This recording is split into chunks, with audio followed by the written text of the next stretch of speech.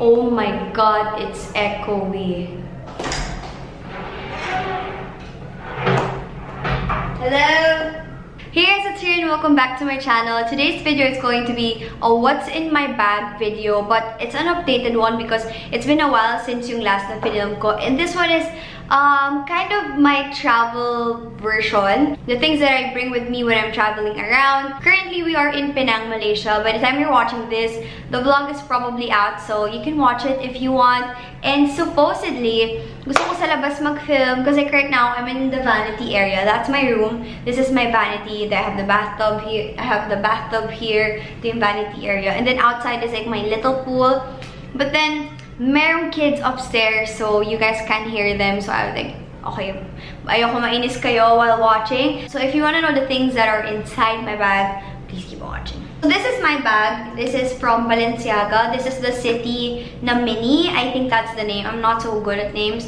Meron din akong nude nito, but then ito yung 4th anniversary gift sa akin ni Miggy. And it's black. I think it's classy. It holds a lot. So ever since binigay ni Miggy sa akin to, parang ito na yung naging staple travel bag ko. I don't like big bags, but ito yung smallest size ng ganitong style. Pero like, ang dami niyang laman. Like, madami siyang laman talaga. I like it kasi meron siyang crossbody. Kasi feeling ko yung weight mas nalilesen when it's crossbody. I mean, that's just me. Ito, yung first pocket, wala naman talaga akong nilalagay. You can put siguro loose change here. And the first thing I have in my bag is a brush. This one is from Goody. If you guys know me, hindi ako mahilig mag-style ng hair. I don't like fixing my hair.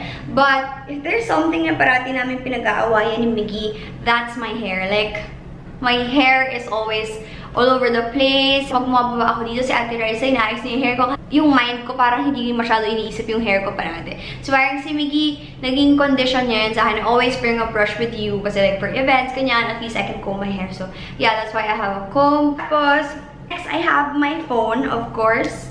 Ayan, I mean, it's a necessity. I always have this with me. Nandito ang work ko. Ito rin ang pang-picture ko. Like, ay, maingay mo.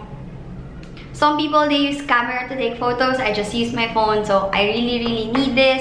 Sometimes, pag namatay yung camera ko, I use this to vlog as well, so this is my life. So, I need to bring it with me everywhere. And wala lang, gusto ko lang yung may ganito because it's really helpful. Parang mas madali siya i-bring around. And I love my case. This is from Shop Solasta because instant mirror. Yeah. Yan, you can see yourself. Next, of course, I have my passport with me. Expired na yung license ko, which means this is my valid ID. And of course, I'm traveling, so kailangan ko talaga ng passport. Sobrang takot ako mawala ng passport. Sinasabi ko yun para sa friends ko, wala akong pakialam mawala yung phone ko, yung wallet ko, but not my passport because marami akong, alam mo yun, parang feeling ko hanggang September nakabook na yung mga travels ko. And then what if mawala siya bigla? And then I have to file for affidavit of loss and file for a new one. And may mga visa ako dito na parang, paano pag nawala to, mag-a-apply na naman ako ulit? Yung mga ganon. Yung parang, ang madali kasi if you have your old passports when you're applying for visas because they can see that you're a frequent traveler, ganyan. You're not gonna have a hard time na makakuha ng visa. So, this is also my life. I take it back. You aren't my life. Like, okay lang mawala to, but not my passport. Like, not my passport. So, ate, ang mahirap umuwi ng Pilipinas pag walang passport. And next naman are my beauty and skincare essentials na nasa bag ko. You guys know me, mahihilig ako sa mga maliliit na bagay na dinadala. First, meron lang akong powder na maliit na ganito. So, yan, mirror. Dati kasi iba yung iPhone case ko. So, parang nasanay lang ako to bring this around because I love this powder. May maliit siya na mirror. That's why I like carrying it around. Especially before na wala pa akong ganitong case. So, yeah, I like this. And then next naman is this Bello Essentials Acne Pro Pimple Gel. This was sent to me as a gift. Tapos, alam niyo naman na hindi ako ganun kadalas mag-pimple. But every time I get a zit, parang wrong timing. Alam mo yung tipong, hindi naman ako acne prone. Pero pag nagkakaroon ako parang may shoot or like my work, ganyan.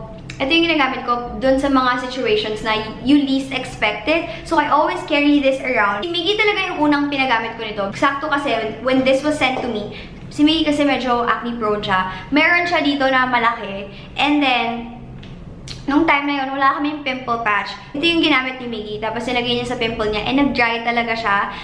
Yung kapag ka nakalabas na yung parang reddish na medyo may konting pus, it's gonna dry out. Pero kapag pump pa lang siya, hindi siya natutuloy. I swear, hindi talaga siya natutuloy. So, na-prove ko talaga na this works.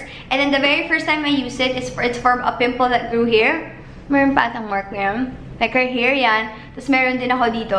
Girl, last week, ayan. Mabilis niya nadadry yung pimple. I used to use yung parang pimple patch. But nung na-discover ko to, mas prefer ko na to because this one is in gel form. And then, ayan siya guys. And then you just simply like scatter it around. And then, hindi na siya visible. This one kasi, aside sa dinadry niya yung pimple mo, it's antibacterial. And also, it helps yung inflammation niya. To be honest, ako pag nagpipimple ako, hindi naman siya yung super red. Na parang, hindi siya yung super red. Ano lang siya, dot na may parang head, alam mo yon. So that's why I use it para ma-dry agad yung head or yung bump hindi na tumuloy. Si Miggy ganon, sobrang parang reddish yung pimples niya, kaya ito yung nag-work talaga sa kanya. Tapos ito, it doesn't have any scent, like wala siyang amoy, legit wala siyang amoy. That's why nag-work siya for Miggy and I. Si Miggy has psoriasis. Ako naman, I have eczema, I have skin asthma. So, super sensitive yung skin namin. Pero okay naman to. This is also non-comedogenic. So, it's not gonna clog your pores. So, wait. I'm gonna look online kung magkano siya. So, this is 10 grams for 169.75 pesos. I believe this is available on Shopee. So, I'm gonna find the link. If you wanna try it, I'm gonna link it down below. I felt like sobrang quick treatment nito for unwanted pimples, unwanted zits. So, ito na talaga yung ginagamit ko ever since nakita ko yung effect niya kay Miggy and ever since na-dry niya yung pimple ko dito. For example, I have an event appearance in the next 2 days. Ito yung gagamitin ko pag may unwanted pimple ako. For example, shoot, okay lang kasi pwede mong i-conceal, ganyan, pwede mong i-edit. Pero if it's like an event, pero nakakahiya. So, I feel like this is the quickest treatment na pwede niyong mahanap, locally available, super affordable, and in the drugstore. Sobrang liit niya lang guys. Like, you can simply just grab and then dab dito. So kuwari may pimple kayo dyan, let's pretend I have a pimple para lang makita niyo yung application. Tuldukan ang pimple. I mean, at least it's not visible when you're walking around. And favorite ko yung it's antibacterial. Pimples are caused by dirt or germs. So, it's best that you put something that will help with yung para ma-dry siya agad and also removes the bacteria para hindi na siya mag-worsen. So, next is a lipstick. Ayan. Meron lang akong lipstick with me parate because it's easy to reapply. And yung shade na parate kong dala, alam niyo naman, favorite ko yung mga warm, nude shades. So, yeah. This is in the shade Cake, Generation G Glossier. And then, I also have my Cloud Paint with me. This is the Glossier Cloud Paint in the shade Storm. This is the one I'm wearing. It looks super natural. There are days talaga na I prefer cream products because it looks natural. And especially kapag dry yung skin ko, hindi ako nagpa-powder talaga sa face. So cream, and then I just have it with me because I reapply it. Like, I like it so much, but it's not that long wearing. So I have to bring it with me if I have to reapply, especially kapag mukha na akong, what do you call this? If I look pale already. And then I have another lip product. It's just a lip gloss from MAC. This one is in the shade Beau A86. So this is the gloss I am wearing right now. It's nice, it's nude, and it has gold and gold shimmers. And then lastly, I have my sunblock with me. I have this always, like always. I have my sunblock with me. Because at night, I use vitamin C, and if you use vitamin C, you need sun protection. So, I always have my sunblock with me. Tsaka nilipat ko siya sa ganito para, what do you call this? Mas madali siya i-carry around because I don't want to carry a tube with me. And if may nakikita kayong parang sobra sa nail ko, that's the hard glue from my extension. So, yeah, baka ma-weirduhan kayo. Next is this pouch. I went to this event about a sustainable lifestyle, and sobrang na-inspire talaga ako into doing, into taking some steps to a more sustainable lifestyle plus reducing waste. I mean, we need that wake-up call na parang our planet is not in its best shape. Yung mga small things na pwede natin gawin to really reduce waste, let's do it. For example, reuse towels in the hotels, bring your own toothbrush kasi yung toothbrush sa hotel, alam mo yun, parang disposable siya. You're gonna use it for a night or two and then you're gonna dispose it. Try to use less plastics, and there's a lot of ways na you can use in your daily lives na can help reduce some waste. Kasi yun talaga yung main problem, especially in the Philippines. Waste management is a big problem. It's a huge problem. So let's do our part and let's just be mindful of our waste. Don't buy things you don't need. And ako, I'm such a guilty kasi before, pag maganda yung packaging, I'm gonna buy it. But right now, I think about it talaga na parang, do I need it? How long will I use it? Kung bibilin ko to dahil lang sa packaging, nope, I'm not gonna buy it because I know it's just gonna end up in the trash. Kasi na-feel ko yun na parang, I've been cleaning my room. Parang I declutter every week. Pero parang same amount of trash yung nalalabas ko sa kwarto ko. Kasi parang, I hoard a lot of things na parang I don't need. And they just end up in the trash. So, yun. Anyway, hindi ko man lang in-explain sa inyo kung ano tong pouch na to. But anyway, my sister ordered this for me. She ordered one for herself. And then, binilan niya rin ako. And ito yung dinadala ko when I'm going around. And parati ko na itong dala. So, inside is a wooden spoon and fork. Tapos, chopsticks. And a metal straw. Tapos yung cleaner ng metal straw. Kasi minsan, for example, whenever I go to Divisoria, I don't trust yung utensils nila. Like, hindi ko sila tinatrust. Pili ko ang dumi niya, ganyan. That's why, minsan nag-request ng disposable, ganyan. And there are some restaurants naman na wala talaga silang utensils, metal utensils, talagang disposable lang. So, if you bring your own utensils, then you get to say no to those plastic utensils. So, ayan, this is wooden and bamboo siya. Okay naman siya. I've been using it siguro for more than a month kasi binili namin to before mag-Christmas as Christmas gifts as well to our friends. And then, I have chopsticks with me. I'm not sure if you know, but hindi ko kaya kumain ng mga Asian cuisine without using the right utensils. So, ayoko yung kumakain ng sushi with spoon and fork. I don't like eating dim sum with spoon and fork. I don't like, syempre yung toothpick ng siomai sa tabi-tabi, okay lang yun. Pero like, Korean with spoon and fork, hindi ko kaya. So, okay itong set na nabili ng sister ko. Tapos, meron din siya nitong metal straw and the cleaner. Actually, ang kulang sa kit na to is the one for milk tea. So, yun yung kailangan kong bilhin, yung pang milk tea. And then guys, alam mo na may na-realize pa ako. I know it's not it's what inside my bag related, but I just have to say it. Kapag nagpapadeliver kayo sa house nyo, please, sabihin nyo na don't send utensils and straws. Kasi, especially if yung magpapadeliver kayo sa bahay nyo, I mean, may utensils naman tayo sa bahay natin, di ba? So, sayang. So, take note na lang, sabihin nyo na lang yung delivery guy na huwag na magdala. Next naman, meron akong shades. Ayan. Ang cute niya, di ba? Sobrang extra niya. It's red, it's huge. Pero, ito lang yung nadala ko because nawala ko na lahat ng shades ko. Hindi ko alam bakit. So, I always have a ball pen with me because there was this one time na muntik na ako mag-iwan ng eroplano dahil ang haba-haba ng pila sa immigration. Nakastock pa ako before the line waiting for someone to lend me a pen. Tapos naghahanap ako ng pen doon. Alam nyo sa NAIA, yung mga ball pen para mag-sign kayo ng departure card, hindi sila gumagana lahat. Trust me, may mga ball pen doon pero wala silang ink or wala yung actual point as in. So, always bring a ball pen with you. So, meron din yung flashlight, oh, di ba?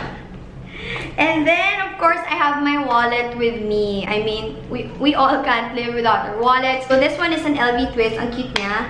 And, nung bumili ako ng wallet, talagang hinanap namin yung leather na best for a girl like me, a clumsy girl like me, yung tipong binababa ko lang kahit saan, yung talagang nasa-scratch, kanyan. Kasi there are some types of leather na yung kulay ng pants mo, nata-transfer dun sa wallet. And ito daw talaga yung pinaka-okay na leather nila kasi whatever you do with it, hindi siya nasa-scratch and ayan, okay siya. Madali siyang linisin as well, so you just have to do that. Cute, no? Parati ko itong pinaglalaroan pag bored ako, ganyan. So, ayan. Tapos, ayan, I just have my cards here. Ito, Starbucks card. Nawawala yung shabu-shabu card ko. I'm so sad. I have 2 room keys kasi ito yung sa akin. Ito yung kay Rai. Kasi hindi ko po kaya matulog mag-isa. That's why I sleep over sa place niya. Some receipts kasi we need that kapag magbabayad na tayo ng tax. And yes, ayan, sinasagot ko na yung tanong nyo, nagbabayad ka ba ng tax? Yes! And then, meron akong picture with my college BFFs. Ayan. Ano pa ba meron dito sa wallet? Ito, parang wala naman. Ang cute, meron pa akong quotation from a store ng gusto naming camera ni Miggy. Yan. Tapos, ayan, Malaysian ringgit. Kasi nga nasa Malaysia tayo. What else is in my bag? Meron akong 5. Ay, shit, teka. Meron akong 10 pesos. Oh my God, nasan yung hair tie ko? Ayan, I have a hair tie with me kasi my hair is super walang shape. So, I always tie my hair this way. Like, super low pony.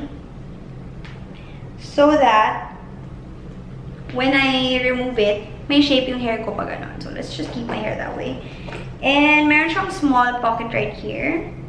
Meron siyang lamang sa bag. Ayan. Tapos, and then, what is this? Ang daming basura. Travel tax. O yan, travel tax. Oh my God, guys. Ang haba ng pila ng travel tax sa NAIA. So, magbayad na lang kayo online. This is how you'll know your bag is legit. Kapag ka parang may control number siya or like may code siya. Like every bag, usually, halos lahat ata ng bag may ganon. And then when you go to a store, they can search it and parang they will know yung origin ng store, like Milan or something. And I have some peso. And meron akong konting natirang peso, 100, 200, 300, 400, 470. So, pagdating ng Pilipinas, hindi ako pwedeng kumain at mag-Starbucks kasi hindi kasya ang aking pera. So, yeah, that is it for the... Oh! Bago ko makalimutan, here sa side ng bag ko, I have my hand sanitizer. This is my third one kasi ito, natatanggal siya. Like, natatanggal siya para pwede mo siya i-refill. So, ayan. Ito yung nakakabit sa bag ko. This is from Bath & Body Works. Ito yung Melon Forever. Cleansing hand gel siya. Favorite ko talaga is ito, yung melon, yung watermelon. Sobrang bango niya. Every time na parang nilalabas ko to, parating magtitinginan yung mga tao kasi hinahanap nila sa nanggagaling yung smell. It smells really good, pero hindi siya yung masakit sa ulo na smell. Tapos, minsan pagpili ko, dumikit yung KBBQ na smell sa akin. I'm just gonna do that para medyo maalis-alis yung smell with me because I don't bring a perfume with me. Nag-perfume lang ako bago umalis. So, yeah, that is it for today's video. Paalis na rin ako. So, ibabalik po natin lahat ng gamit. Yun lang, guys. Thank you so much for watching this video.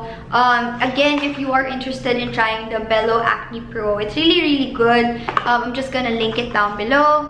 And what else ang sasabihin ko sa inyo? Make sure to watch the Malaysia vlogs. And yeah, that is it for today's video. Thank you guys so much for watching and I will see you in my next one. Bye guys!